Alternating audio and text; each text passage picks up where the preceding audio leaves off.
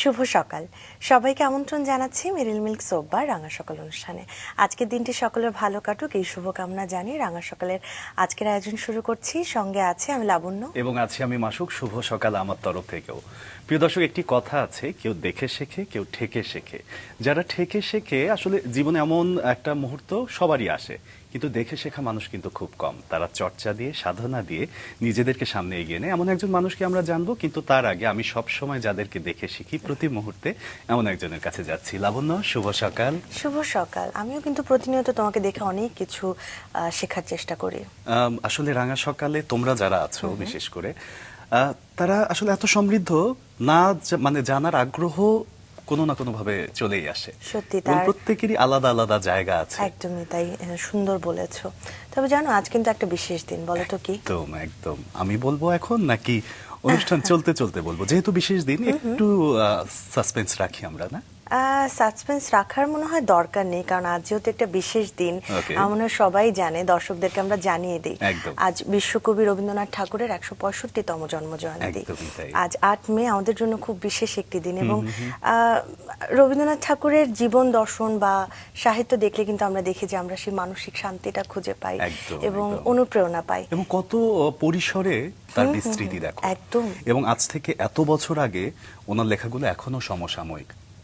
একদমই তাই। উনিও কিন্তু ওনার আসলে দিকগুলো নিয়ে বলতে গেলে অনেক রয়েছে। একদম। তিনি একজন চিত্রশিল্পীও ছিলেন।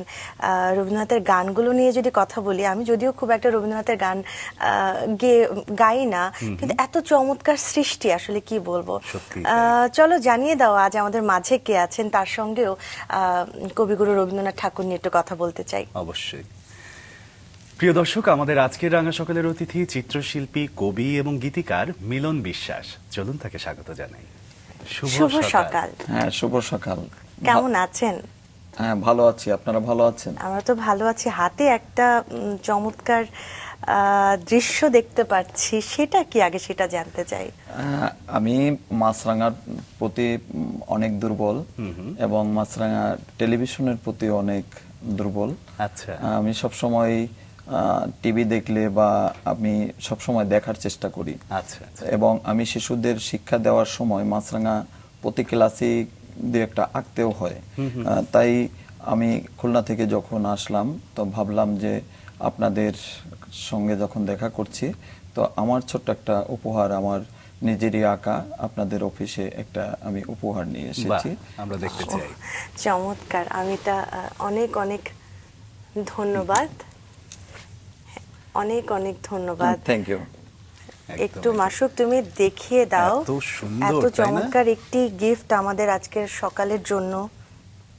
ক্যালিওগ্রাফির মাধ্যমে মাছরাঙা তো এমনি ইজিলি সবাই আঁকে বা আঁকতে পারে বা ছবি তুললেও তুলতে পারে, কিন্তু এটা ক্যালিওগ্রাফির মাধ্যমে মাছরাঙাটা করা, তার মধ্যে মাছরাঙা টিভিটাও সংযুক্ত করা হয়েছে। বাহ বাহ।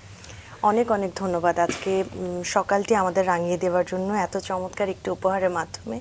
আপনি এত কষ্ট করে এক তো দূর থেকে এসেছেন, তার উপর এরকম একটি উপহার, আমাদের রাঙা সকাল একদম রাঙিয়ে গেল, কি বলো? একদম একদম। এত রঙিন, মানে দেখি তো মন ভালো হয়ে যায়। এবং তোমার শাড়ির রঙের সাথে কিন্তু মিলও আছে। একদমই তাই। একদম জীবনের শুরু থেকে আসি আপনার, যেহেতু পুরোটা সময় আপনাকে জানবো, আপনার কর্ম, আপনার বিস্তৃতি সবকিছু নিয়ে জানবো। শৈশব কোথায় ছিল? চালকাঠি জেলায় আচ্ছা খাজুরা গ্রাম, আচ্ছা আচ্ছা, সেখানেই জন্ম আপনার? ওখানেই জন্ম আমার। কৃষক পরিবারে আমার জন্ম হয়। আচ্ছা। 5 ভাই বোনের মধ্যে আমি সবার ছোট ছিলাম। হুম হুম হুম। তো শৈশবেই যখন পড়াশোনার প্রতি তো সবারই দেখা যায়, গ্রামে কিন্তু সেইভাবে চাপটা থাকে না। তো খেলাধুলা, তারপরে ছবি আঁকা এবং মাছ ধরা, এবং গ্রামে যে শিশুরা শৈশবে যে কাজ কর্মকাণ্ডগুলো করে, তার মধ্যে সবচেয়ে পড়তে বসলেই দেখা যায় প্রত্যেকটা বইয়ের পাতায় এবং আপনার প্রত্যেকটা খাতায়, এবং স্কুলে যখনই যেতাম, স্কুলে কেউ নতুন খাতা তৈরি করলে তার উপরে একটা ছবি এঁকে দিতে হতো। সেভাবেই মানে আস্তে আস্তে একটা আগ্রহ তৈরি হয় ছবি আঁকার প্রতি, একটা শুধু ভালোবাসা। খাতায় বা বইয়ে নয়, আমরা আপনাকে যতদূর জেনেছি যে আপনি খাবারের প্লেটের উপরেও ছবি আঁকতেন। জি জি, এই যে খাওয়া শেষ হয়ে গেছে, দেখা যায় 5 জন বসছে, কিন্তু কিছুটা গ্রাম্য রেওয়াজ আছে যে একজন হয়ে গেলেই ওঠা যাবে না, মানে 5 জন টেবিল থেকে উঠবে, সবার খাওয়া হবে, একসাথে উঠবে। আচ্ছা। কেউ একজন উঠে গেলে তখন সেটা সেইভাবে গ্রামের রেওয়াজ অনুযায়ী ওটা সেভাবে শোভনীয় ছিল না। জি জি। তো সেইভাবেই বেড়ে ওঠা ওই পরিবার থেকে। তো এরপরে আমি যখন 5ম শ্রেণীতে পড়ি তখন আমার বড় ভাইয়ের বন্ধুর বাবা, তো উনি একজন প্রাইমারি স্কুলে হেডমাস্টার। আচ্ছা। ওনার নাম হচ্ছে সুকুমার কাকা। তো উনি আমাদের বাড়িতে এসে দেখছে আমি পড়ছি, কিন্তু পাশে একটা রবি ঠাকুরের ছবি আঁকা ছিল। তো ওটা দেখে কাকা খুব মানে প্রশংসা করে এবং আমাকে তখন একটা মেসেজ দেয় যে এটা কে আঁকছে। তখন যখন আমি বললাম যে এটা আমি এঁকেছি কাকা, তখন বলল যে তুমি এত ভালো ছবি আঁকো, তো তুমি পড়াশোনা করো, মেট্রিক পাস করো, তোমাকে খুলনা আর্ট কলেজে পড়াশোনা করতে হবে। বাহ। আচ্ছা। তো আর্ট কলেজ আছে বা এর উপর পড়াশোনা করা যায়, এতটুকু জ্ঞানও কিন্তু আমার ভিতরে আসলে তখন শৈশবের ওই তখন সময়টাই ছিল না। এই জ্ঞানটা থাকেও না। পরে ওর সময় বেশিরভাগই দেখা যায় এই রবি ঠাকুর আঁকতাম, তারপরে বিভিন্ন নায়ক নায়িকা, এইগুলো ছোট বয়সে যতটুকু ভালো লাগতো। আচ্ছা আচ্ছা। তো এইভাবেই রবি ঠাকুরের প্রতি যে একটা ভালোবাসা বা তার প্রতি যে একটা প্রেমে আমি পড়ে যাই। যখন একটু বুঝতে শিখি তখন থেকে যে তার মানে চুলগুলো মাথার সাদা, আবার দাড়িগুলো সেখানেও সুন্দর একটা দাড়ি, সে দাড়িটাও সাদা, তারপরে তার প্রতি যে ভক্তি শ্রদ্ধা, তার প্রতি যে ভালোবাসা ওখান থেকেই জন্ম নেয়। আসলে শিল্পীরা হচ্ছেন সৌন্দর্য পিপাসু এবং প্রকৃতি বা জীববৈচিত্র্য যেখানেই আমরা পাই সৌন্দর্য পাই, সেখান থেকেই শিল্পীরা আসলে সৌন্দর্যটা তুলে আনতে চায়, যেমনটা আপনার ক্ষেত্রেও হয়েছে। আর রবি ঠাকুরের অবিনাশী গান, অজর কবিতাগুলোর কথা যদি বলি, সেই সৌন্দর্য তো আসলে অন্য মাত্রায়। আপনার কাছে জানতে চাইবো যে শৈশবে আর কি কি করা হতো, খেলাধুলা বা অন্য ওখান কোনো থেকে দুষ্টামি? আমি ছবি আঁকার গল্পটা একটু বলতে চাই আপনাদের মাঝে। ওখান থেকে আমার বাবা ব্যবসাও করতেন, আবার কৃষি কাজও করতেন। তা বাবা দেখা যায় বাড়িতে খুবই কম থাকতেন। কারণ বাবা যদি বাড়ি না থাকে আসলে মা ট্যাকেল দিয়ে 5 জন সন্তান, তার যে পরিবারের যে চাপটা থাকে সেইভাবে তিনি গাইডনেস করতে পারেনি। বাবা সেইভাবেও পিছনে যে আমাকে টেক কেয়ার করবে বাট আমাকে পড়াশোনার প্রতি যে আগ্রহশীল করবে, চাপ সৃষ্টি করবে, সেভাবে পরিবারে কেউ ছিল না। আচ্ছা। তো হঠাৎ করে আমার বড় ভগ্নিপতি, তো উনি আমাকে একটা কথা বলে, হঠাৎ করে একদিন বলে যে মিলনকে দিয়ে কোনো পড়াশোনা হবে না, ওকে দিয়ে গরুর ঘাস কাটানো ছাড়া কিছু হবে না। আচ্ছা। তখন সেই বিষয়টা আমার কাছে খুব মানে লেগে যায়, মানে ব্যক্তিত্ব জায়গা থেকে বাট আমার জায়গা থেকে চরম ভাবে আমি লেগে যাই। তখন থেকে আমি পড়াশোনার প্রতি আরো একটা আগ্রহশীল, মানে সুকুমার কাকা বলছে আর্ট কলেজে পড়া যাবে, কোন শিল্পী ক্লাসে পড়ছেন তখন? তখন আমি ক্লাস 5-6 আপনি পড়ছেন। আপনি তখনও বেশ ছোট, কিন্তু তারপরে ওই সময় একটা অনুধাবনটা বেশ শক্তভাবেই আসলে ওটা আমার ওই হয়েছিল। যাই কিছু করি না কেন, তখন দেখা যায় দাদাবুর বাড়িতে আমি অনেকদিন বেড়াতেও যাইনি, মানে রাগ করে। কিন্তু সে সময় রাগটা কাজ ওইভাবে করছে যে আমার কিছু একটা করতে হবে। রাগ অভিমানের জায়গাটা নিয়ে আসবো, আপনার গল্পগুলো তো অবশ্যই আজকে যেহেতু আপনাকে পেয়েছি আমরা জানতে চাই। তবে আপনাকে নিয়ে তো আমরাও গবেষণা করি, আমরাও জানি, যতটুকু জানি এই মুহূর্তে আগে একটু দর্শকদের জানিয়ে আসতে চাই। খুলনা আর্ট কলেজ থেকে চারুকলায় শিক্ষা গ্রহণ করা মিলন বিশ্বাস পেশাগতভাবে একজন চিত্রশিল্পী। প্রকৃতি, জীববৈচিত্র্য ও বার্তাবাহী ছবি আঁকায় বিশেষ পারদর্শী আমাদের আজকের অতিথি মিলন বিশ্বাস। 2003 সালে নিশাত আর্ট কোচিং নামে ছোট্ট পরিসরে যাত্রা শুরু করে তার প্রতিষ্ঠান, যা 2008 সালে খুলনা আর্ট একাডেমি নামে নতুন পরিচয় পায়। এখানে শিশু থেকে শুরু করে যে কোনো বয়সের মানুষ ছবি আঁকা শিখতে পারেন। প্রতি বছর প্রায় 2 শতাধিক শিক্ষার্থী এ প্রতিষ্ঠান থেকে প্রশিক্ষণ নেন।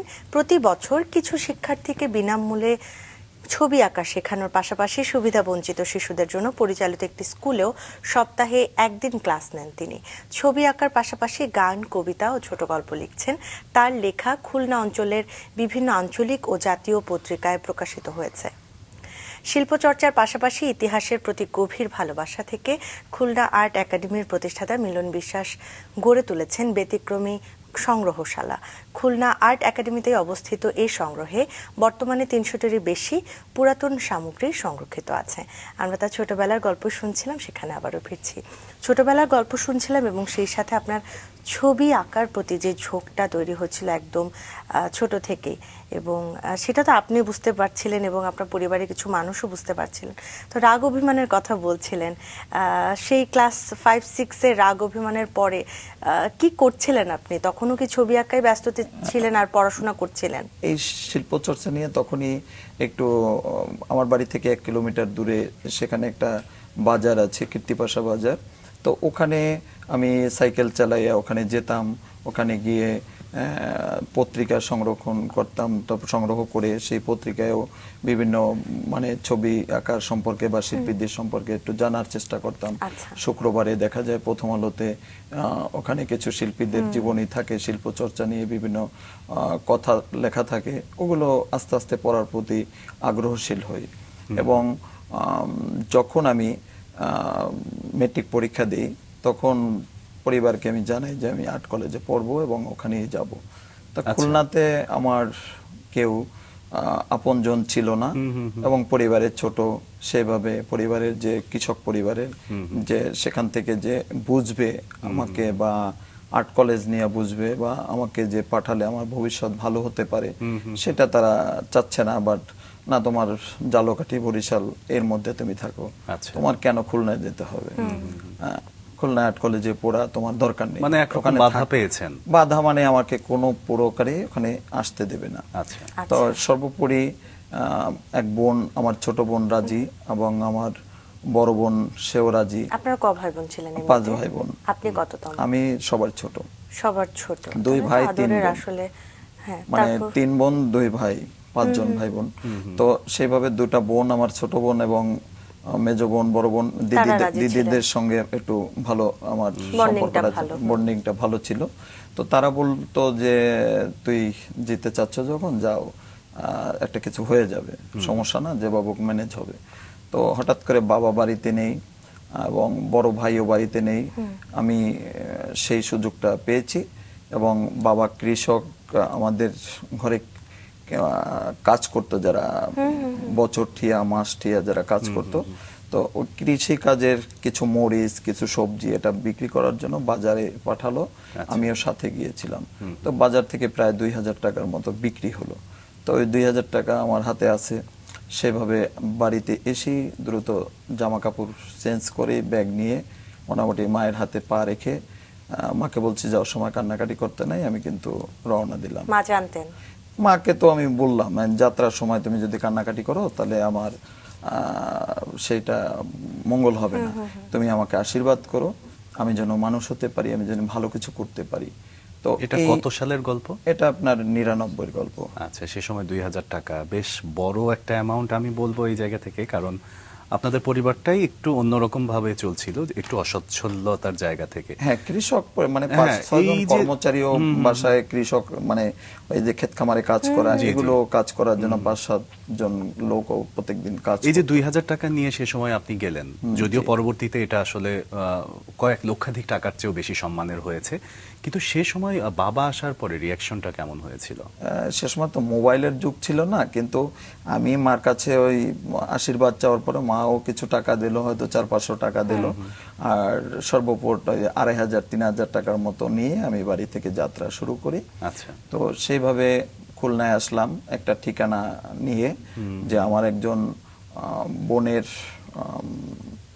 বড় যার ভাই, উনি আবার খুলনাতে থাকতেন, হারমোনিয়ামের কাজ করতেন। তো ওনার ওই দোকানের ঠিকানাটা আমি একটা ভিজিটিং কার্ড নিয়ে রওনা দিই। তো ওনার ঠিকানার মতো আসলাম, আইসা ওনার কাছে দেখা করলাম এবং ওনার বাসায় ওই দিন ছিলাম এবং ওনার বাসায় আমি থাকি। তারপরে আর্ট কলেজে আমি ভর্তি হওয়ার জন্য ওখানে যাই, গিয়ে শুনি যে ভর্তি নিচ্ছে না, অবশ্য সেশন জটের আওতায় পড়ে গেছে। তখন আমি আসলে দিশেহারা, বাড়ি থেকে আসলাম, এখন যদি আবার ব্যাগ যেতে হয় তাহলে আমি কিভাবে, তাহলে তো আমার স্বপ্ন এখান থেকে ভেঙে যাবে। 2 দিন খুব চিন্তার মধ্যে ছিলাম, আর মনের কথা তো মানে ব্যক্ত করার কোনো ওয়ে ছিল না, একমাত্র চিঠি লেখা ছাড়া।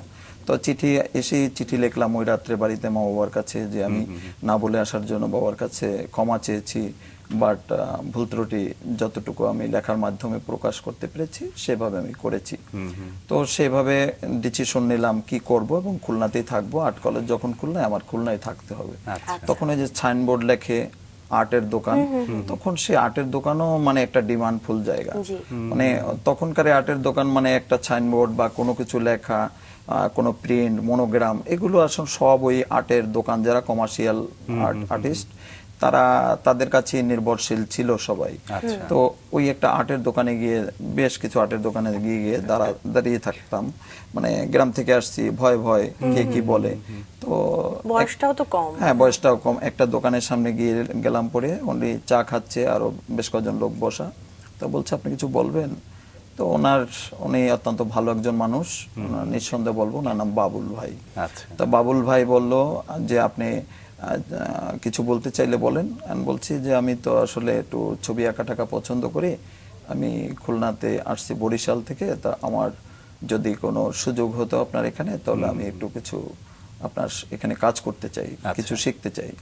তো ওখানে আমি প্রায় বছর খানিক থাকি। আচ্ছা। এবং ওখানে মেইন যে আর্টিস্ট ছিল ওনার নাম হচ্ছে বিজয় রায়। আচ্ছা। তো উনি গুরু হিসাবে ছিলেন। তো ওখান থেকে এই প্রতিষ্ঠানের নাম কি আকন প্রতিষ্ঠান ছিল? আকনি। আকনি। আকনি। আচ্ছা, আচ্ছা। তো ওখানে আমি প্রায় 1.5 বছর মতো থাকি। এটাই কি তাহলে বলতে পারি একদম প্রাতিষ্ঠানিক শিক্ষা আপনার শুরু? জি। এখন ওটা কিন্তু আমি লেখালেখি টোটালটা আমি করব না, বাট আমার পছন্দ না, বাট আমি লেখালেখি আমার মানে স্বপ্ন না, আমার স্বপ্ন ছবি আঁকা, ছবি আঁকা, শুধু ছবি আঁকা।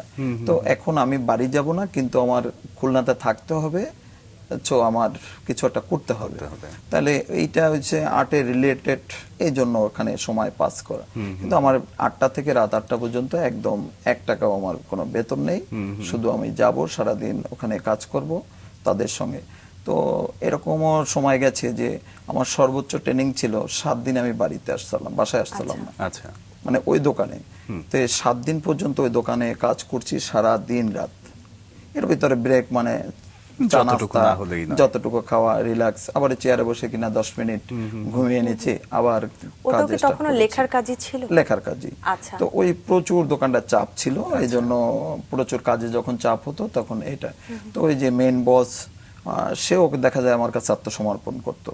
মানে আমি এতটা স্ট্রাগল করেছি ওখান থেকে, ওটাই মনে হয় জীবনের প্রথম মানে স্বপ্ন। মানে আমি ওখানে আমি কখনোই আমি ভুলতে পারবো না, মানে ওই জায়গাটা, ওই প্র্যাকটিসটা।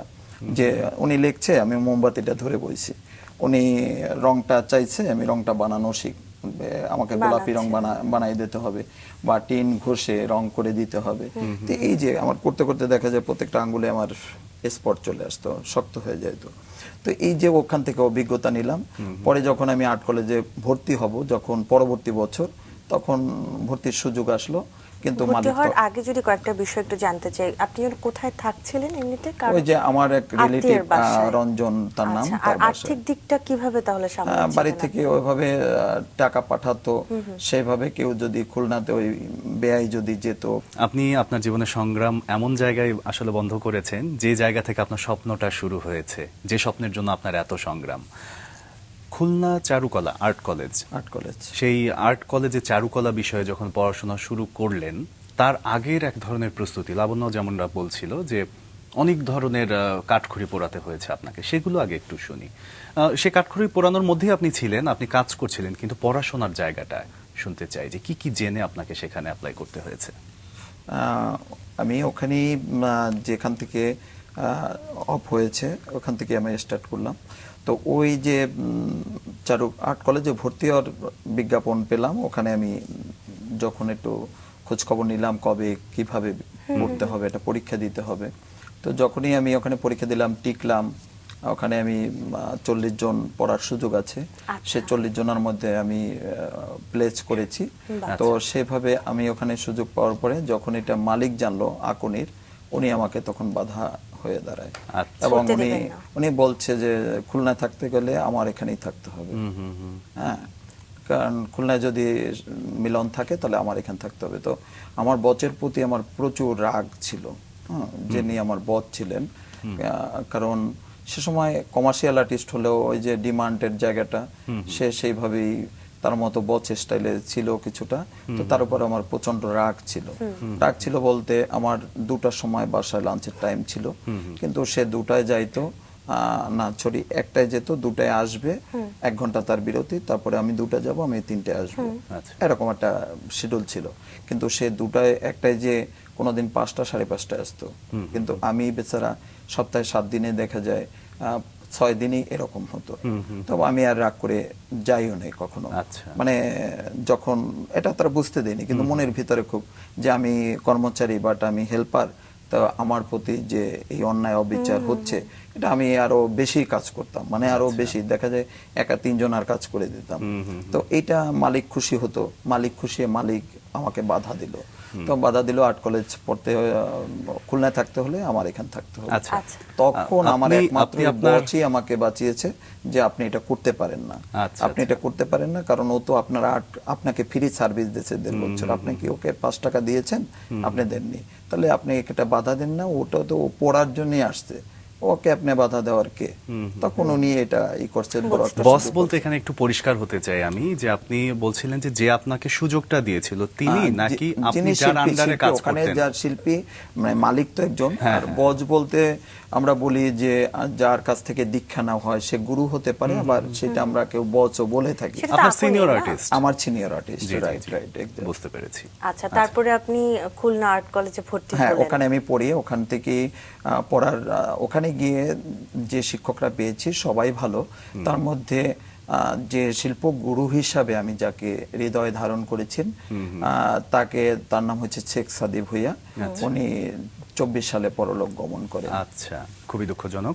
এবং এই জায়গাতে একটা বিষয় জানতে চাইবো, সেটা হচ্ছে এতদিন যে স্বপ্নের জন্য আপনি কাজ করে আপনি আর্ট কলেজে ভর্তি হলেন, আর্ট কলেজে যাওয়ার পর নতুন কি আবিষ্কার করলেন?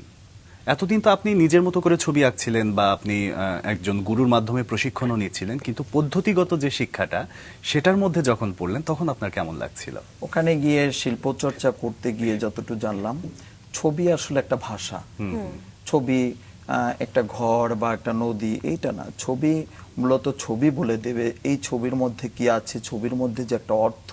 ছবি আমার কাছে একটা ভাষা মনে হবে, যে এটি মানুষের যে কোনো মানুষ একটা ছবি দেখলে বলতে পারবে, যার ভিতরে অক্ষর জ্ঞান নেই সেও কিন্তু একটা ফ্রিডম ফাইটারের ছবি বা একটা মুক্তিযোদ্ধা, মাথায় পাগড়ি বাঁধা, হাতে বন্দুক থাকবে, বা একখান কাঁচি হাতে থাকলে মনে হবে যে উনি কৃষক মাঠে যাচ্ছে, বা বন্দুক থাকলে তখন মনে হবে সে যুদ্ধ করছে।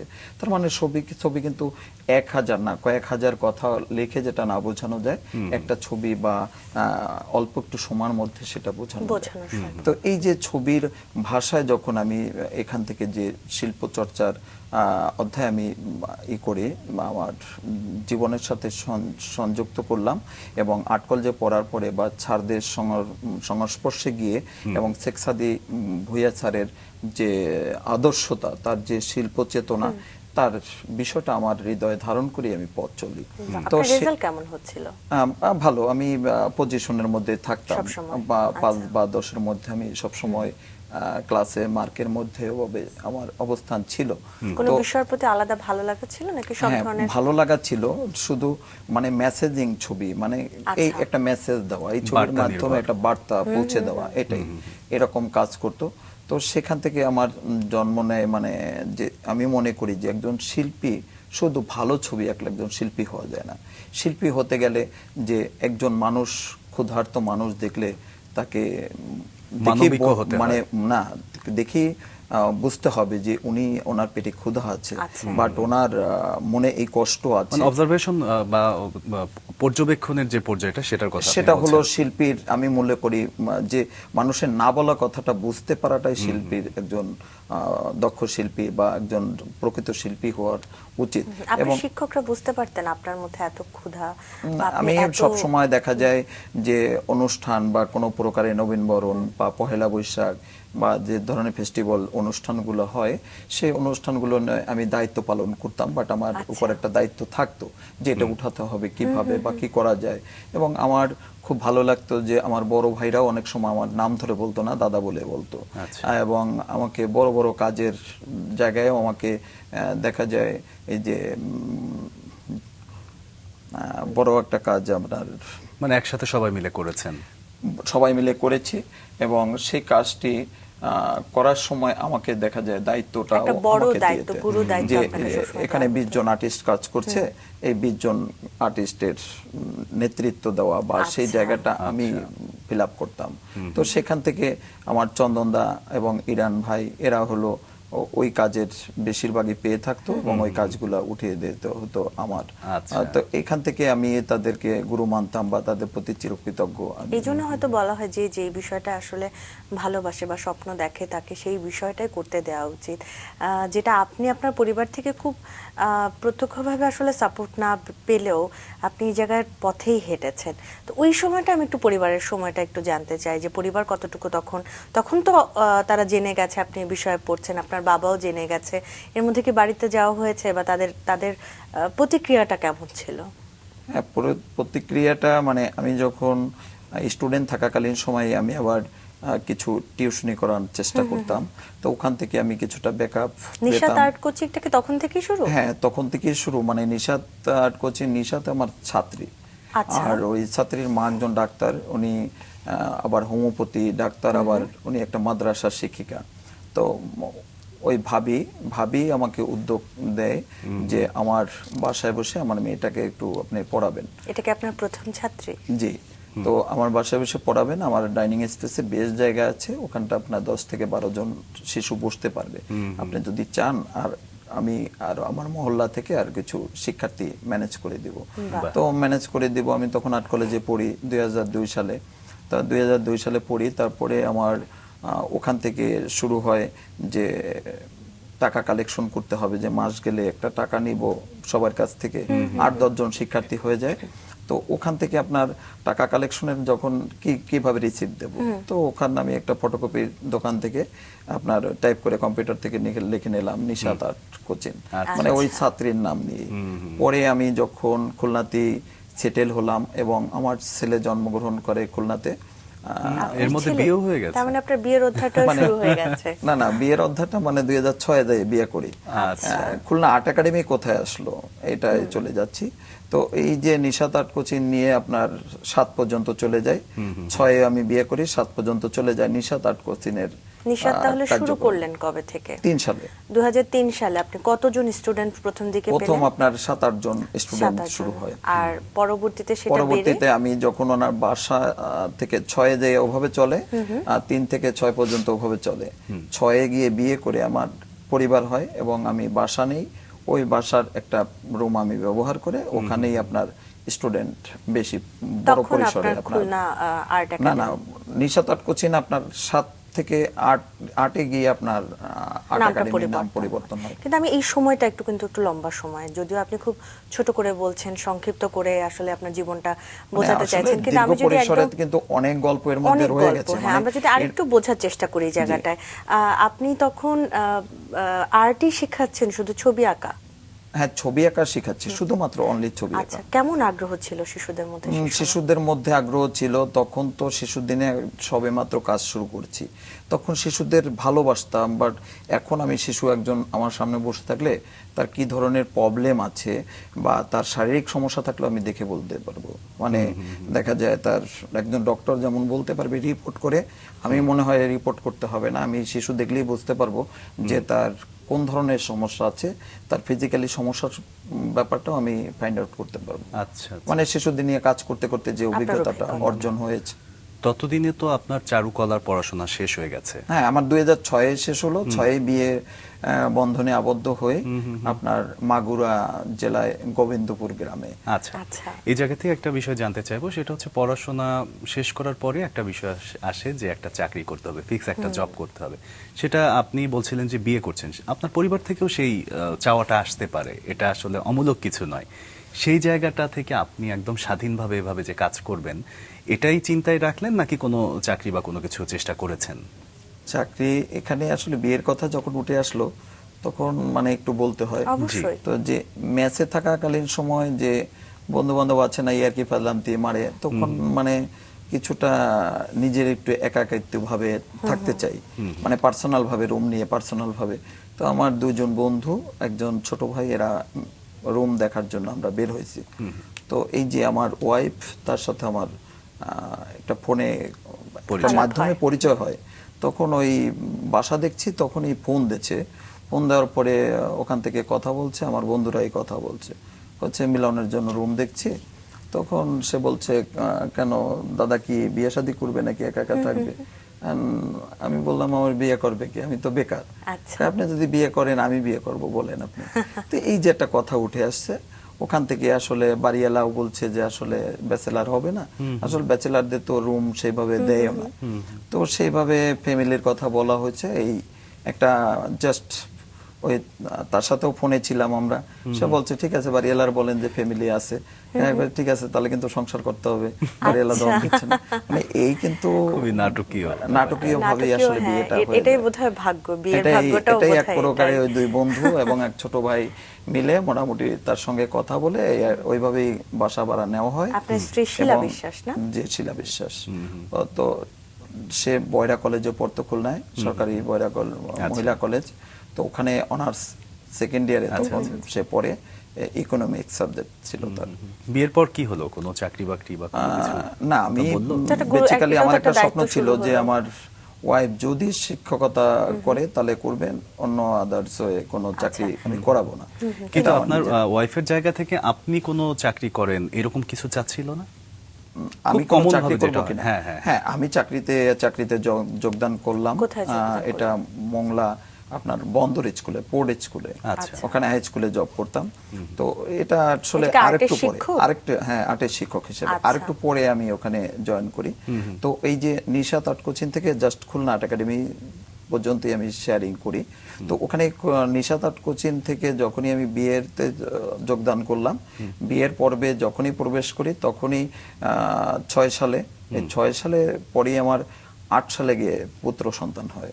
আচ্ছা। তা পুত্র সন্তান হয় যখন, তখন আমার মনের ভিতরে একটা কাজ করে যে এই শহরে আমি মানে আমার সন্তান জন্মগ্রহণ করেছে, তাহলে এই শহর থেকে আমি কোথায় যাব? মানে তখন হচ্ছে শহরের প্রতি যে ভালোবাসাটা আর্ট কলেজ লাইফ থেকে হয়েছে, তারপরে শুরু হলো আপনার সন্তানের শহর, মানে সন্তান জন্মগ্রহণ করেছে। এই ভালো লাগাটা কাজ করছে তখন আরো বেশি। তখন যে এই শহরে যখন থাকবো, তখন এই নিশাত নিয়ে আমার কাছে সবাই কিন্তু প্রশ্ন করতো, এই নিশাতকে, বাট ভাবির নাম নিশাত কিনা, বাট বিভিন্ন সময় আমাকে প্রশ্নবিদ্ধ confusion হতো। হতো, হ্যাঁ। তখন আমার চিন্তা হলো যে খুলনাতে যখন বেড়ে উঠছি বা খুলনাতে থাকবো দীর্ঘ সময়, তাহলে খুলনা নাম কেন্দ্রিক কোনো কিছু করি। তা খুলনা আর্ট স্কুল নামে একটা প্রতিষ্ঠান আছে, তাহলে একই নামে তো এক শহরে দুটাই প্রতিষ্ঠান চলা সম্ভব না বা উচিত না। তখন আমি নাম করলাম যে খুলনা আর্ট একাডেমি নামে আমি নামকরণ করি। আচ্ছা। তখন নামকরণ করে আর্ট একাডেমি নামে ওই প্রতিষ্ঠা করি আপনার 2008 সালে। এখন যে এবার আমির এজাজ খান নামে যে উনি এমপি হয়েছেন, ওনার ওয়াইফ এই প্রতিষ্ঠান উদ্বোধন করে বাহ, দিয়েছিলেন। বাহ, বাহ। চমৎকার। খুলনা আর্ট একাডেমিতে শুরুতে কতজন শিক্ষার্থী পেলেন? আসলে এটা তো আসে যায়, আবার দেখা যায় 3 মাস পরে আবার এক বাড়ে কামিয়ে- এটা কি কমে। কোর্স এভাবে ভিত্তিক? দেখা যায় কোর্স সিলেবাস শেষ হলো, ওখান থেকে স্টপ হয়ে গেল। হ্যাঁ, তবে এভারেজ 40-50 জন এভারেজ সবসময় সবসময় থাকতো। আচ্ছা, আপনিও কি কোর্স ভিত্তিক করাতেন, যেটা মাসিকেরও আসলে মাসিক আমাদের হিসেবে জানা- আমরা করাই। মাসিক, আবার আচ্ছা। এটা ভার্সিটির বিষয়টা হলো কোর্স হিসাবে হয় যারা ইউনিভার্সিটিতে পড়াশোনা করে। আচ্ছা, আপনার তো আমি যখন দর্শকদের জানাচ্ছিলাম, একদম যে কোনো বয়সের মানুষ এখানে আসতে হ্যাঁ, পারেন। ওখানেই তো আমার বড় একটা যে অধ্যায়টা, ওখানেই ভার্সিটির যে বড়দের, ওই বড়দের বিষয়টা নিয়েই বেশ একটা গল্প আছে, যে গল্পটা আসলে আমার রাত দিন আমার 24 ঘন্টার দেখা যায় 21 ঘন্টা আমি কাজ করছি, বাট 21 ঘন্টা আমি শ্রম দিয়েছি এর পিছনে। গল্পটা কি আমরা এটা যদি হলো, শুনি? আমি যখন 8 সালে চারুকলা প্রতিষ্ঠা মানে আর্ট একাডেমি প্রতিষ্ঠা করি, আর্ট একাডেমি প্রতিষ্ঠা করার পরে 9 সালে গিয়ে খুলনা আর্ট কলেজ বন্ধ হয়ে যায়। আচ্ছা। তো আর্ট কলেজ বন্ধ হয়ে চারুকলা বিশ্ববিদ্যালয়ে, মানে খুলনা বিশ্ববিদ্যালয়ে ওটাই অন্তর্ভুক্ত হয়। আচ্ছা। তো অন্তর্ভুক্ত হয় আপনার 9 সালে আমি আমার শ্রদ্ধেয় একজন শিক্ষক বিশ্ববিদ্যালয়ের, যিনি খুলনা আর্ট কলেজের এক সময় লাইব্রেরিয়ান হিসেবে ছিলেন, কাজী ফেরদৌস বাবু, আচ্ছা। তার সাথে আমার পারিবারিক সম্পর্ক। তো ওনার এক রিলেটিভ পরীক্ষা দেবে চারুকলায়, আমাকে বললো যে তুমি একটু করো। তো মাত্র 3 দিন আমাকে পড়ার সুযোগ পেয়েছিলাম। আচ্ছা। 3 দিন পড়াইছি, মেয়েটা আসলে ওয়েটিং এ ছিল। তা ওয়েটিং থেকে আর ভাগ্য হয় নাই তার পড়ার। তো ওখান থেকে আমি ভাবলাম যে চারুকলা নিয়ে যখন আমি কাজ করছি, তাহলে এই চারুকলা নিয়ে আমি একটা কিছু করি, ভর্তির যারা হবে ভর্তি তাদের coaching। একটা ভর্তি কোচিং করি। তো ভর্তি কোচিং করানোর পরে খুব মানে আমাকে নিয়ে হাসি ঠাট্টা, বাট খুব সেখান থেকে একটা করলো, মানে আমার বন্ধু বান্ধব দেখা হলেই এই তুই তো চারুকলার এখন বড় বিশ্ববিদ্যালয়ের শিক্ষার্থীদের পড়াবি, দেখলাম অ্যাড দেখলাম, লিফলেট দেখলাম। তখন আর ফেসবুক ছিল না, আচ্ছা, বাট আচ্ছা। তখন তো মিডিয়ায় কোনো এইভাবে র্যাম পাওয়া কিন্তু যেত না। এটা তো আমি বলবো যে খুবই প্রাসঙ্গিক ছিল, কারণ আপনি তো আর্ট কলেজ থেকেই বের হয়েছেন, আপনিই তো এটা করবেন। না, তারপরেও দেখা যায় আমি তো অনেক জুনিয়র, আচ্ছা। আর সেটা তো ইউনিভার্সিটি লেভেল পর্যন্ত, বা ওই শহরে তো অনেক কলেজ পাশ করে ভার্সিটির স্টুডেন্ট যে কিভাবে কোচিং মানে করবেন? আমি তো সে সদ্য একজন শিক্ষার্থী মতোই বলা যেতে পারে, বা আর্ট কলেজ আর ইউনিভার্সিটি এটা তো আকাশ পাতাল পার্থক্য। তো ওখান থেকে আমার শুরু হয় জেদ। গল্প শুনতে শুনতে মনে হলো যে আপনার আঁকা অনেকগুলো ছবি আমাদের কাছে আছে, সেটা যদি একটু আমরা এই মুহূর্তে দর্শকদের সঙ্গে দেখে আসতে পারি, আমাদেরও ভালো লাগবে, আমাদের দর্শকদেরও ভালো লাগবে। আমরা একটু দেখে আসি। আচ্ছা, চলুন দর্শক, আমাদের আজকের অতিথি মিলন বিশ্বাসের আঁকা কিছু ছবি আমরা এই মুহূর্তে দেখে আসি।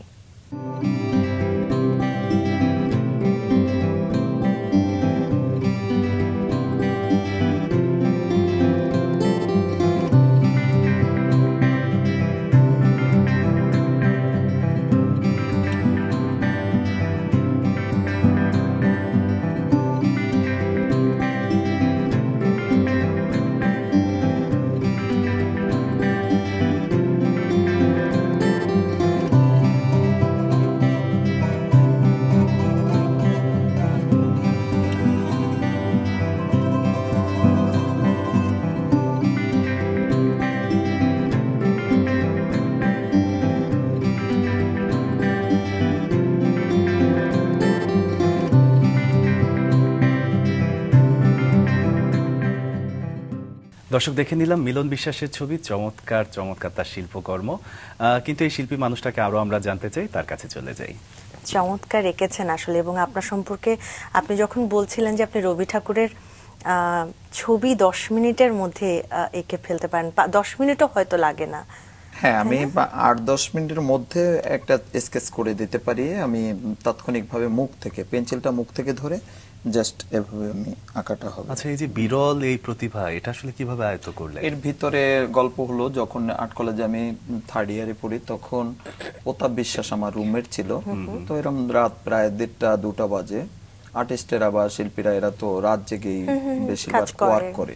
তো এই প্রতাপ বিশ্বাস বলে যে, মিলন তুই তো একটা নতুন কিছু করতে পারো, তুই মুখ থেকে কোনো ছবি টবি আঁকতে পারবি, তুই যদি চাইস এরকম কোনো কিছু চেষ্টা করে পারবি কিনা। তো প্রতাপ বিশ্বাস, সে আজকে নেই, তাকে স্মরণ করছি। স্ট্রোক করে মারা গেছে, ফরিদপুর মেডিকেলে চাকরি করতে। তো প্রতাপ বিশ্বাসের আমার খুব ক্লোজ একজন বন্ধু, যেহেতু রুমমেট। তো ওই সময় তাৎক্ষণিকভাবে তুলি ধরেই আমি রং থেকে শুরু করি। তো ওই সময় রবি ঠাকুরের ছবিটাই আমার সামনে প্রথম। আপনার প্রথম চিত্রকর্ম ছোটবেলায় ছিল রবি ঠাকুর। হ্যাঁ, এবং একই সাথে আপনার এই মুখ দিয়ে চিত্রকর্মটাও হচ্ছে রবি ঠাকুর। আবার ওই দোকানে থাকাকালীন সময়ও প্রথম রবি ঠাকুর আঁকা, বাহ, বাহ। ওখানেও রবি ঠাকুর আছে। আচ্ছা আচ্ছা। এবং সেই রবি ঠাকুরের গল্প আছে, দেখা যায় আপনার আধা ঘন্টা বললেও শেষ হবে, মানে প্রথম রবি ঠাকুরের। আচ্ছা আচ্ছা। মানে সেটা রবি ঠাকুর ব্যাপারটাই আসলে এত সেই বিস্তৃত বিষয়টা ক্যানভাস। এখনো আমার কাছে আছে, কিন্তু সেটা হচ্ছে দোকানের ওই যে কাপড়, ওই যে সাইনবোর্ডের কাপড়টা, মানে নরমাল কাপড়, তো ওটা ছিঁড়ে গেছে, আর ছিঁড়ে যাচ্ছে পিছন থেকে আঠা দিয়ে, মানে পটি দিয়ে আবার আঠা দিয়ে লাগিয়ে ওটাকে সুন্দর করে রাখার চেষ্টা করছি। তো প্রায় 18টা পটি পিছনে হয়ে গেছে, কেটে আপনার গেছে। জীবনে আপনি মানে রবি ঠাকুরকে আমি ধরে রাখার জন্য, বা প্রথম ছবি আঁকাটা ওটাও রং দিয়ে প্রথম, মানে এই জন্য ওটাকে সংগ্রহ করে রাখার চেষ্টা করছি। আপনি তখন ওই যে আমরা বলছিলাম যে ইউনিভার্সিটির একটা সেটার একটা স্ট্রাগল, যে আপনি ইউনিভার্সিটির স্ট্রাগলটা হলো, ওখান থেকে আমার একটা সংগ্রাম শুরু হয়, যে আমাকে নিয়ে ধরেন আমার বন্ধু বান্ধব উপোস করে, বড় ভাইরা উপোস করে, বড় ভাইয়ের কাছে জানি একটা বই আছে, আমি স্টুডেন্ট লাইফে দেখেছি, আমার রুমমেট ছিল, দাদা আমাকে SM সুলতানের বইটা দিবেন। তো বলে না, বই নাই, বই তো সেটা কোথায় কি আছে জানি না, জাস্ট আমাকে দিবে না, বাট কোনো প্রকারে সহযোগিতা করবে না। তো আমার ওখান থেকে পুরো একটা জেদ কাজ করলো, যেমন বড় ভাইয়ের বড় ভগ্নিপতির যে দিয়ে কিন্তু আমার যাত্রা শুরু হয়। তা পরবর্তীতে ওই বন্ধু বান্ধব বাট কিছু সহপাঠীদের জেটটা ওখানে কাজ করে, কাজ করার পরে আমি দেখিয়ে দিব যে আমি পারি। তো এটা আমার 12 জন স্টুডেন্ট ছিল, তার ভিতর 8 জনই বিশ্ববিদ্যালয়ে প্রথম বছর চান্স পায় বাহ। এবং ঢাকা বিশ্ববিদ্যালয়ে 19তম মেরিট ছিল, খুলনা বিশ্ববিদ্যালয়ে 8ম মেরিট ছিল। আপনার জন্য চমৎকার এবং গর্বের পরবর্তী বিষয়। বছর গিয়ে খুলনা বিশ্ববিদ্যালয়ে প্রথম স্থান অধিকার করে এবং পরবর্তী বছর এইভাবে প্রত্যেকটা খুলনা বিশ্ববিদ্যালয়ে 5 বার আমার 16টা ব্যাচ এই পর্যন্ত আমার হাত ধরে বের হয়েছে 10 সাল থেকে। আচ্ছা, এটা তো এক ধরনের পরম শান্তির বিষয়, কারণ আপনি যে কাজটা ভালোবাসছেন সেটা থেকেই আসলে আপনার উৎকর্ষতা হচ্ছে। একই সাথে আপনার প্রতিভা যদি আমরা চিন্তা করি, আরো বিভিন্ন ক্ষেত্রে আপনি ছড়িয়ে দেওয়ার চেষ্টা করেছেন। আপনি কবিতা লিখেছেন, আপনি গীতিকার, আপনি আরো অনেক ধরনের আমি কাজ এখানে করেছেন। একটু কথা বলি জি, যে নিশ্চয়ই। আমি শিল্প চর্চার একটা কথা বলে গেছি যে আমি একজন শিল্পী হতে গেলে শুধু নিজেকে নিয়ে ভাবলে হবে না, আমার ভাবতে হবে আমি যখন কাঁদি, যখন দেখি যে প্রাকৃতিকের উপরে কোনো আঘাত আনলো, কোনো গরিব অসহায় দারিদ্রতার মধ্যে যখন কোনো কষ্ট দেখি, তখনই কিন্তু আমার হৃদয়টা খণ্ড খণ্ড হয়ে যায়। এবং আমার সর্বমোট প্রায় 500 পত্রিকায় আমার লেখা প্রকাশ হয়েছে। আমি একটু সংক্ষিপ্ত করেই বলি। তো এই 500 পত্রিকায় সংরক্ষণে যখন আমার কাছে আছে, এর মধ্যে জাতীয় পত্রিকায় আপনার বাংলাদেশ প্রতিদিন, প্রথম আলো, তারপরে আপনার কালের কণ্ঠ, বা বাংলাদেশের খুলনার যে স্বনামধন্য পত্রিকাগুলো আছে, আজকালের আলো, জনকথা, জনবাণী, নিরপেক্ষ, যে এই যে ঢাকার জাতীয় পত্রিকাগুলোতেও আছে। তখন আমি ভাবলাম যে আমার তো লেখা অনেক কিছু আছে, তা আমার যারা সঙ্গে আছে তাদের লেখা কিছু একটা করার চেষ্টা করি। এখান থেকে পত্রিকায় আমার কাছে, আমি একটা হোয়াটসঅ্যাপে মেসেঞ্জারে গ্রুপ করি, তো ওখানে প্রায় 20-25 জন লেখা দেয়। দেওয়ার পরে প্রত্যেক সপ্তাহে ওইটা সম্পাদককে পাঠালে পরে ওখানে মেসেজ করে দিই, নির্বাহী সম্পাদককে মেসেজ করি, দাদা আমার লেখাটি প্রকাশ না করলেও কোনো কষ্ট নেই, কিন্তু আমি যাদের লেখা পাঠিয়েছি তাদের লেখাটা প্রকাশ করলে আমি খুবই খুশি হব। তো এটা আমি যখনই দিই, তার আমার খুলনাতে যে পত্রিকাগুলো, দৈনিক জন্মভূমি, তা প্রবীর বিশ্বাস দাদাকে আমি প্রণাম জানাই। তিনি যদি ভিডিওটা দেখেন, তিনি আবার যমুনা টিভির ব্যুরো প্রধান হিসেবে উনি আছেন। তো দাদা আমাকে উৎসাহ দেয় সব সময়, লেখার জন্য লেখা চেয়ে থাকে। রাত 12টা-1টা বাজে, দাদা একটা লেখা দেবেন এর উপরে কালকে। মানে এই যে আমাকে উৎসাহ দিয়ে কিন্তু উনি উঠাই নিয়ে আসছে। এবং জাতীয় দিবসগুলোতে আমি 2016 সাল থেকে খুলনার যত আঞ্চলিক পত্রিকা আছে, জাতীয় দিবসগুলোতে বড় লেখা আর্টিকেল হিসেবে আমি লিখি। আপনি প্রথম কবে থেকে লিখলেন? এটা 2016? স্টুডেন্ট থেকে লেখা শুরু করি, মানে আমি ছোট 9-10-এ পড়ি, তখন থেকেই তখন কি ম্যাগাজিনে আসুন, ম্যাগাজিনে, আচ্ছা। স্কুল ম্যাগাজিন, কলেজ ম্যাগাজিন, এগুলো গ্রাম থেকে আসুন যে সব জায়গা দিয়ে বের হতো, ওখানে ছোটখাটো লেখা দেওয়া শুরু হয়। তো ওখান থেকে এখন 30টা লেখা প্রকাশ হলো জন্মভূমিতে, তার 15টা লেখা দেখা যায় আমার পাঠানো থাকে। তো আমার পড়ানটা ভরে যায় যখন আমার ওই 18 জন বা 15 জনের লেখা আমি প্রকাশ করে দিতে পেরেছি। এর মধ্যে আমার চিন্তাই একটাই, যে এই 18 জন লিখতে লিখতে যদি একজন কবি হতে পারে, একজন ভালো মানুষ হতে পারে, তবেই আমার জীবন সার্থক। অবশ্যই আমার জীবন সার্থক। মানে এর মধ্যে হয়তো সে কৃতজ্ঞতা স্বীকার করুক আর না করুক, কিন্তু সে তো একজন ভালো মানুষ হচ্ছে, এটাই আমার এটার থেকে বড় তৃপ্তি আর কিছু নেই। কিন্তু আপনি তারপরে আসলে কি বিষয়গুলো নিয়ে লেখা শুরু করলেন? এরপরে আমি সবসময় জাতীয়, মানে দেশ বা সময় উপরেই লিখি, যে কালকে বিজয় দিবস, আজকে 21শে ফেব্রুয়ারি, আজকে মে দিবস, এবং আপনাদের নিয়েও একটা কবিতা লেখা আছে এবং আমার এটা আত্মপ্রকাশ পেয়েছে আমার 21 পত্রিকায় খুলনায়, ওটা আমি আপনাদের জন্য নিয়ে আসছি। ওটাও মানে আপনাদের নিয়ে একটা কবিতা লেখা আছে, এই আপনাদের মাছরাঙা টেলিভিশন নিয়ে। তো এই যে বিষয়টা, দীর্ঘ পরিসরে যে বিষয়টা, এবং চারুকলার যে স্টুডেন্টরা বাংলাদেশের আপনার টোটাল আপনার 270 জন, বাংলাদেশ এবং ভারতের যত শান্তিনিকেতন, বিশ্বভারতী, বারোদা ইউনিভার্সিটি, এইসব জায়গায় আপনার 230 জন স্টুডেন্ট ইতোমধ্যে আমার পড়ার সুযোগ পেয়েছে। এর মধ্যে 45 জনের মতো হাই স্কুলের শিক্ষক হয়েছে। আবার ধরেন এই যে বোর্ডের যে বইগুলা প্রচার, মানে পাঠ্যপুস্তক, এখানে যে প্রচ্ছদ, ইলাস্ট্রেশনের কাজ, সেগুলো আমার স্টুডেন্টরাই করছে। এবং আমার এক স্টুডেন্ট আর্ট কলেজের প্রতিষ্ঠাতা হয়েছেন এবং ওখানের প্রধান হিসেবে সে দায়িত্ব পালন করছেন। আসলে স্টুডেন্ট বা শিক্ষার্থী যেটাই বলি না কেন আপনার জীবনে অন্যরকম একটা গুরুত্ব রাখে সব সময়, এবং এটা নিয়ে আপনার একটা কি বলবো দুঃখের ঘটনাও আছে, দুঃখের স্মৃতিও আছে। জি, আমার 2014 সালে রোড অ্যাক্সিডেন্টে অমিত রায় নামে স্টুডেন্ট মারা যায়, আর 16 সালে তাজ মারা যায়।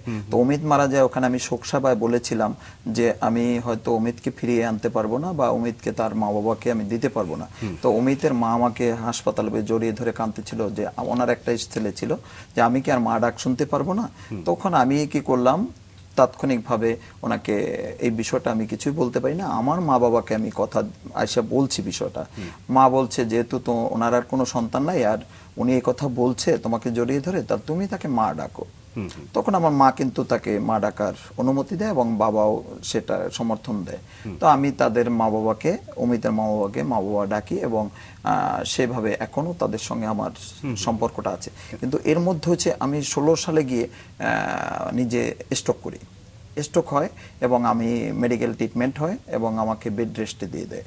তো সেই সময় ভেঙে পড়ি, পরে আমি ভারতে যাচ্ছি, খুলনায় স্বদেশ চক্রবর্তী আছে, ওনাকে আমি, স্যারকে আমি প্রণাম জানাই, উনি একজন সহকারী অধ্যাপক। তো স্যার আমাকে যতটুকু ভালোবাসে, আমার কাছে তিনি একজন ভগবান। তো স্বদেশ চক্রবর্তী উনি আমাকে ভারতে পাঠিয়ে দিল, যে বাংলাদেশে ট্রিটমেন্ট আপনার এখানে দরকার নেই, তা আপনি, উনি হার্টের ডাক্তার, তো আপনি যেহেতু মানসিকভাবে ক্ষতিগ্রস্ত, আপনি ভারতে একটু ট্রিটমেন্ট করেন। তা ভারতে ট্রিটমেন্টে যে নর্থ সিটিতে আমি ডাক্তার দেখালাম, বিধাননগর। তো ওখানে ডাক্তারবাবু আমার রিপোর্টিং করে বললো যে আপনার বয়স কত। তো আমি বললাম স্যার আমার বয়স 43। রিপোর্ট দেখে উনি আমাকে এরকম তাকাচ্ছে, বললে যে কি বলেন, আপনার তো কাগজপত্র কোনো কিছু, আপনি ভুলভাল বলছেন কেন, আপনার কাগজ তো বলছে না, রিপোর্ট তো বলছে না। আমি তখন মানে কি বলবো, মানে স্যারকে আমি কি বুঝে উঠতে পারছি না। স্যার অনেক বড় ডাক্তার ভারতে, উনি ভারতবর্ষে 1 সপ্তাহ থাকে, আর 4টা রাষ্ট্রে 4 সপ্তাহ থাকে, অনেক বড় ডাক্তার। ওনার অ্যাপার্টমেন্ট পাওয়া অনেক ছোট ব্যাপার। তো স্যার বললো কি আপনি কি করেন, এমন মাথা দিয়ে কি করছেন যে আপনার বয়স 96 হয়েছে, এই মাথা দিয়ে আপনি কি করছেন। তো বলছি স্যার আমি একজন চিত্রশিল্পী। উনি উঠে চেয়ার থেকে উঠে দাঁড়িয়ে একটা সেলুট দিয়েছে। মানে আমি স্যারকে প্রণাম জানাই, মানে আসলে জীবনে বড় কিছু অনেক কিছু পেয়েছি। তো স্যার ওখান থেকে আমাকে প্রণাম স্যালুট দিচ্ছে যে আপনার ভেঙে পড়লে হবে না, আপনার শিল্পীর অনেক সমাজের জন্য দরকার আছে, আপনি ভেঙে পড়বেন না। তো ওখান থেকে আমি ইন্সপায়ার হই, মানে যে আমার লক্ষ্যে আমার পৌঁছাতেই হবে। আমি যখন অসুস্থ হয়ে পড়ি তখনও আমি স্যারকে কিন্তু ওই স্যালুট দিছে, এটা আমি ভাবি। তো ওখান থেকে আমি প্রচুর পরিমাণে আমি উৎসাহিত হই, এবং ইলিয়াস কাঞ্চন, ওনাকে আমি সরাসরি ওনার সাথে আমি বসার সুযোগ হয়েছে, ওনার ছবি এঁকে দেওয়ার সুযোগ হয়েছে, রুবেলের ছবি এঁকে দেওয়ার সুযোগ হয়েছে, এবং রফিকুন নবী, শিশির ভট্টাচার্য, নিসার হোসেন, এই যে ঢাকা থেকে, ঢাকা বিশ্ববিদ্যালয়ের একটা টিম খুলনা আর্ট একাডেমি পরিদর্শনে যান। এটা হলো মোস্তাফিজুর হক স্যার, ঢাকা বিশ্ববিদ্যালয়ের ড্রয়িং পেন্টিং ডিপার্টমেন্টে ছিলেন। তো স্যারের সাথে আমার একটা সেমিনারে পরিচয় হয়, সেই থেকে স্যারের সাথে একটা সুসম্পর্ক হয়। সেখান থেকে রফিকুন নবী, শিশির ভট্টাচার্য তারা আবার সুন্দরবন ট্যুরে যায়। তো খুলনা কেন্দ্রিক, তো খুলনা কেন্দ্রিক। আজ মোস্তাফিজুর হক স্যারের বাড়ি হচ্ছে রামপাল। তো ওই খুলনায় ঢুকে ক্যাচেল সালামী হোটেলে থাকে, ওখান থেকে আমাকে ফোন দেয়। তা বলে যে মিলন তোমার ওখানে যাব, তুমি আসো, আর্ট একাডেমিতে যাব। তা এটা আমার কাছে বড় একটা পাওয়া। তা 2021 মানে 15 সালে 21শে এপ্রিল আমরা যাই। সেই 21শে এপ্রিল থেকে প্রতি বছরই 21শে এপ্রিল খুলনা আর্ট একাডেমির বিশেষ দিন হিসাবে পালন করা হয়। সংগ্রহশালাটা আপনি তৈরি করলেন সংরক্ষণশালাটা আমার বাবা 2022 সালে পরলোক গমন করে 30শে অক্টোবর। তা বাবা মৃত্যুর আগে আমার হাত পা ধরা, আমার বউর হাত পা ধরা, তুমি বাড়ি চলো, তোমার আর খুলনায় থাকতে হবে না, খুলনায় অনেক থেকেছো, তোমাকে বাড়ি আসতে হবে, এটা তোমার ঘর করে দেব, তোমার ভাইয়ের একটা বিল্ডিং করে দিচ্ছি, তোমাকে একটা করে দেবো, তারপরে তো আমার শেষ নিঃশ্বাসে চলে যেতে হবে। হঠাৎ করে বাবার ক্যান্সার হয়, এবং বাবা অসুস্থ হয়ে পড়ে। এরপরে বাবাকে নিয়ে ঢাকা খুলনা ট্রিটমেন্টের জন্য বেশ একটা লং জার্নি। তার মধ্যে আমি বাবাকে বেশ কিছু কথা বুঝালাম, বাবা আমি একটা লক্ষ্যে পৌঁছে আনার চেষ্টা করছি, এখন যদি আমি বাড়িতে যাই তাহলে আমার টোটাল এই জার্নিটাই বৃথা যাবে। তখন বাবা কিন্তু আসলে বুঝতে পারছে। বলছি যে বাবা এই যে খুলনাতে এসে অনেক কিছু প্রোগ্রাম দেখেছেন, বা পত্রপত্রিকা আমার যে ছবি আসে বা লেখা আসে, এই যে বিষয়গুলো আসে, তাহলে এটা কি ভালো কিনা? তা বলছে ভালো। তা বাবা মৃত্যুর আগে কিন্তু আমাকে হাত রেখে মাথায় কথা দিয়েছে, আশীর্বাদ করেছে যে তুমি অনেক বড় হবা। বাবা পরলোক গমনের পরই আপনার সংগ্রহশালার কাজটা শুরু হলো। এই বাবার যে সংরক্ষণের যে বিষয়টা, হাত যে ঘটিটা ছিল বা হুক্কা ছিল পিতলের, ওই যে পাইপ থেকে খায়, এই যে হুক্কা ছিল, এবং এই সবগুলো আমি যখন রাখার পরে আমার মনে হয় যে এখান থেকে আমার ঐতিহ্য সংরক্ষণশালার একটা যাত্রা শুরু হয়। হতে পারে। এরপরে আমি যে বিল্ডিং এ ছিলাম, ওই বিল্ডিং এর মালিক মারা যায়, পাঁচতলাটা ভবন করে যায়। তা ওনার মারা যাওয়ার পরে ওনার ওয়াইফ কি করছে, ওনার হাত ঘড়িটা, ওনার এস্ট্রে যে সিগারেট খাওয়াগুলো হচ্ছে ভাঙাড়ির কাছে বিক্রি করে দিচ্ছে। আচ্ছা। তখন আমি এটা ওই ভাঙাড়ির কাছে যখন কাঠের এরকম টুকরাটা ফেলে দিল, এরকম চাকার মতো ঘুরে গেল। আমি বললাম যে ভাবি এটা, উনি বললো যে এটা কি দিয়েছেন, এটা তো কাঠ। তো আমি ওইটা টোকাই নিয়ে আসলাম, মানে আমি ওই বাড়িতে ভাড়াটিয়ে, এখন আমার প্রতিষ্ঠানটা ওই বাড়ি। তখন আনিয়ে বলছি ভাবি এটা কে ব্যবহার করতে, আপনার ভাই। তা বললাম যে আমি এটা নিতে পারি, বললে অনুমতি দিল। তো আমার ওখান থেকে একটা মানে বিশাল মাইন্ড লেগেছে যে এই পাঁচতলা ভবনটা এত কষ্ট করে গেছে, আজকে তার ব্যবহৃত বিষয়টা এখানে শোভা পায়নি, মানে রাখার সুযোগ হয়নি। মানে তার স্টোর আছে, চিলেকোঠা আছে, সেখানেও রাখা সম্ভব হয়নি। তাহলে হাতগড়িটা দেখে এবার নিলাম। তো ওখান থেকে আরো একটা কাজ করলো যে মানুষের এই যে ঐতিহ্য ব্যবহৃত বিষয়টা, এটা ভাঙারি দোকানে ঘুরে আমি কিনেছি, এবং এখন প্রায় 3 শতাধিক বিষয় ওখানে আছে। আপনার গল্প শুনে একটা বিষয় আসলে খুব মুগ্ধ হয়ে ভাবছিলাম যে আপনি কখনোই শুধু আপনার একার জন্য ভাবেননি, আপনি সবাইকে নিয়ে ভেবেছেন, আপনি আপনার চারপাশটা নিয়ে ভেবেছেন। যেমন শেষ পর্যন্ত এই সংগ্রহশালা, যেটা আপনি চারিদিক খুঁজে বের করেও আসলে বিভিন্ন বিশেষ জিনিসগুলো রাখার চেষ্টা করেছেন, যেটা এখন পর্যন্ত 300-টিরও বেশি চমৎকার কিছু জিনিস আপনার সংগ্রহে আছে। এবং আমরা গীতিকার হিসেবে আপনাকে পরিচয় দিচ্ছি, আপনার লেখা অনেক গান রয়েছে, কারা গান গেয়েছেন বা আমি গানের জগতে যদি বলি, আমি প্রথম বলবো পূরবীর শীল, বাগেরহাটে বাড়ি। সে একাই আমার প্রায় 60 থেকে 70টা গানে সুর করেছে। আপনি কি বেতারের সঙ্গে সম্পৃক্ত? আমি বেতারের সঙ্গে সম্পৃক্ত নাই, কিন্তু যারা গান করেছে, মনা শীষবালা, দৈপায়ন বিশ্বাস, সবুজ তরফদার এবং গ্রিন তালুকদার, এরা সবাই দেখা যায় বেতারের সঙ্গে সম্পৃক্ত। আচ্ছা। প্রায় আমার 402টা গান আছে। বাহ। আর টোটাল কবিতা, গল্প দিয়ে, ছোট গল্প, তারপরে কলামিস্ট হিসাবে প্রায় আমার 5 শতাধিক পত্রিকায় লেখাও প্রিন্ট হয়েছে। তো এই যে হাজারখানিক লেখা আমার নিজের আছে। আপনার জীবনের এত অধ্যায় আসলে অল্প সময় আমার মনে হয় না তুলে আনা সম্ভব। আজকে বিশেষ দিনে আমি একটা মজার একটা ঘটনা বলতে চাই। রবি ঠাকুরকে নিয়ে যেহেতু বিষয়, রবি ঠাকুর কিন্তু শিশুদের ভালোবাসতেন, শিশুদের রাগ না করে তাদেরকে ভালোবেসে তাদের সঙ্গে, এমনকি খেলার সঙ্গেও তাদেরকে সম্পৃক্ত, তাদের সাথে সঙ্গ দিতেন, এবং শিশুদের সঙ্গে কিন্তু তার বেশ আন্তরিকতা ছিল। তিনি যখন 60 বছর অতিক্রম করছেন, তিনি তখন মানে ছবি আঁকার প্রতি তার মনোনিবেশ প্রবেশ হয়। তো সেখান থেকে তার যে পাঠ্য বই, মানে কবিতা লিখছেন, তারপরে তিনি লিখতে যদি কোথাও ভুল হতো, ভুলের জায়গা থেকে ওখানে না কেটে ওখানে একটা ছবি এঁকে দিত। এভাবে কিন্তু রবীন্দ্রনাথ ঠাকুর ছবি আঁকার জগতে প্রবেশ করে। তা 2500-এর মতো তার ছবি হয়েছে।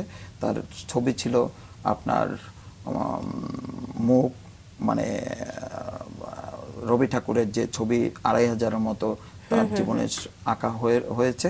তার ভিতরে এই আঁকাগুলো ওইভাবেই যাত্রা শুরু হয় যে একটা ভুল হলো, ভুল থেকে একটা ছবি হলো। আপনার এই তথ্যের জন্য অনেক ধন্যবাদ, এবং বিশেষভাবে ধন্যবাদ জানাবো আজকের আয়োজনের শেষ কথাগুলো আজকের এই বিশেষ আয়োজনের জন্য একদম সঠিক মনে হয়েছে।